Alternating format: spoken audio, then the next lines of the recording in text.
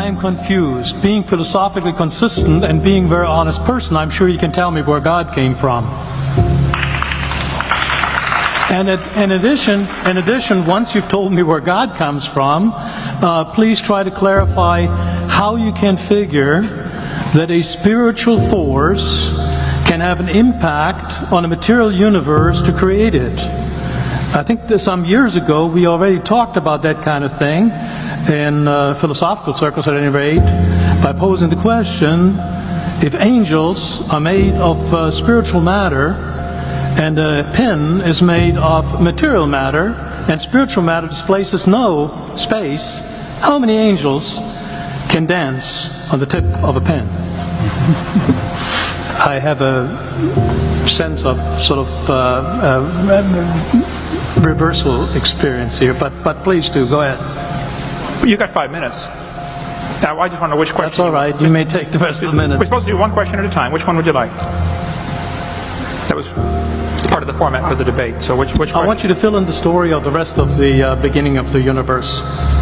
God, spiritual matter, impact on material matter. Okay, so 2 questions. All right. Go ahead. All right, your question, where did God come from, assumes that you're thinking of the wrong, obviously it displays that you're thinking of the wrong God, because the God of the Bible is not affected by time, space, or matter. If he's affected by time, space, or matter, he's not God. Time, space, and matter is what we call a continuum. All of them have to come into existence at the same instant, because if there were matter but no space, where would you put it? If there were matter and space but no time, when would you put it? You cannot have time, space, or matter independently. They have to come into existence simultaneously. The Bible answers that in 10 words. In the beginning, there's time.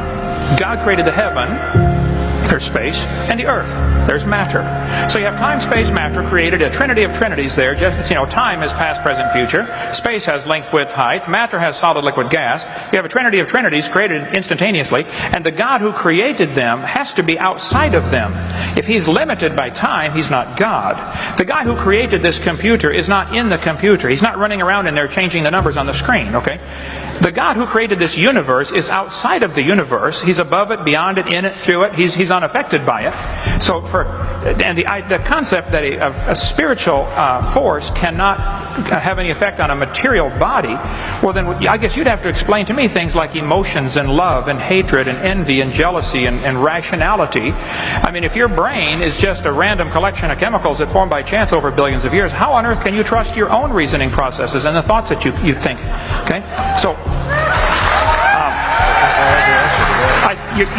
your question, where did God come from, is assuming a limited God.